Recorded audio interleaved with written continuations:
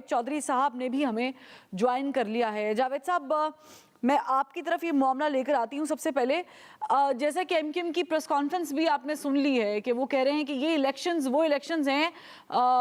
बल्दियाती जो कि शुरुआत से पहले ही रिग्ड हो चुके थे और उनके मुतालेबात जो हैं वो चूँकि नहीं माने गए और उन्होंने उसका बॉयकॉट भी किया था। आप समझते हैं कि अगर रिग्ड हो चुके थे तो इस पर नज़रसानी करनी चाहिए थी या एमक्यूएम को इसमें हिस्सा लेना चाहिए था? कहाँ पर लैक किया है?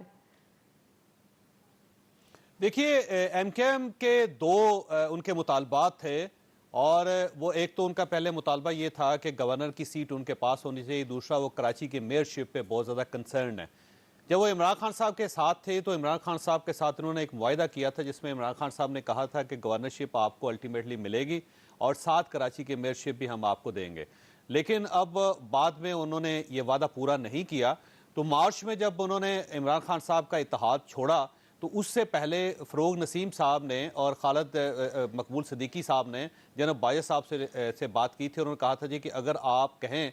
इनसे, इमरान खान साहब से पूछें कि क्या ये हमें गवर्नरशिप दे सकते हैं और क्या हमें ये कराची की मेयरशिप दे सकते हैं तो हम इनके इत्तेहाद में रहेंगे, फिर हम ये इनका साथ नहीं छोड़ेंगे। लेकिन जनाब बायस साहब ने उसको माजर कर ली कि मैं माजर चाहता हूँ कि मैं इनसे कह नहीं सकता गवर्नमेंट से। तो फिर इसके बाद ये पीडीएम के पास गए और पीडीएम ने इनके साथ ये कमिटमेंट की थी कि आपको गवर्नरशिप भी मिलेगी और कराची की मेयरशिप भी मिलेगी। अब गवर्नरशिप तो मिल गई है और उसके बाद ये मेयरशिप के लिए खासी स्ट्रगल कर रहे थे, लेकिन पाकिस्तान पीपल्स पार्टी इसके लिए तैयार नहीं थे।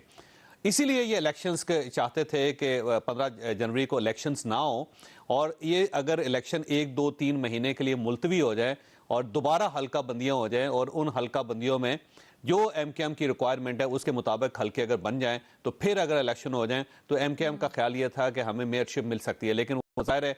एन वक्त पे इलेक्शन कमीशन नहीं माना, पाकिस्तान पीपल्स पार्टी नहीं मानी और जमात इस्लामी नहीं मानी, उस वजह से ये इलेक्शन करवाने पड़ गए। अब एमकेएम के लिए खासा मुश्किल है क्योंकि एमकेएम इन हल्का बंदियों के साथ कराची में नहीं जीत सकती थी, ये बात दुरुस्त है।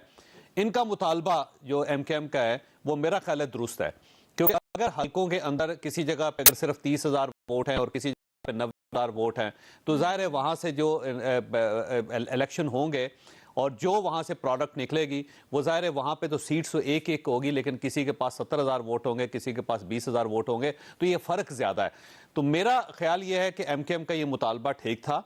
और सारी पार्टीज़ को एमकेएम के इस मुतालबे को सीरियस लेना चाहिए था और इससे ज़ाहिर है एमकेएम मेन पार्टी अगर वो इस इलेक्शन का हिस्सा नहीं है तो ये इलेक्शन कंट्रोवर्शियल हो चुके हैं। अब अगर एमकेएम को आप एडजस्ट करते हैं तो आपके लिए बड़ा मसला है और अगर आप उनके साथ एडजस्टमेंट नहीं करते तो फिर बड़ा मसला है। और एमकेएम के पास एक बहुत बड़ा कार्ड है जिसको वो अभी इस्तेमाल करेंगे, वो है वफाकी हुकूमत।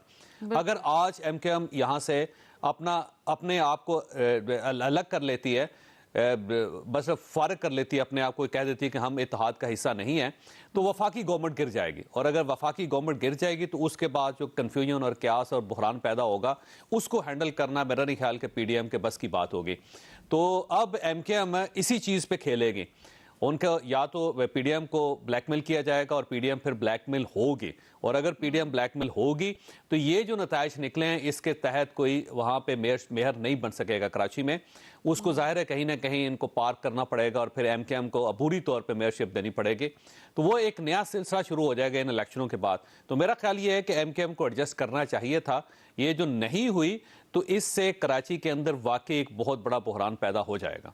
ठीक है, और आपने चूंकि जावेद साहब कियोस्क की बात की है कि वफाकी हुकूमत के लिए भी मसला हो सकता है, यहाँ पर बात करते हुए खालिद मकबूल सिद्दीकी साहब ने ये बड़े वाज़ेह तौर पे कहा है कि एमक्यूएम ने जो ठेका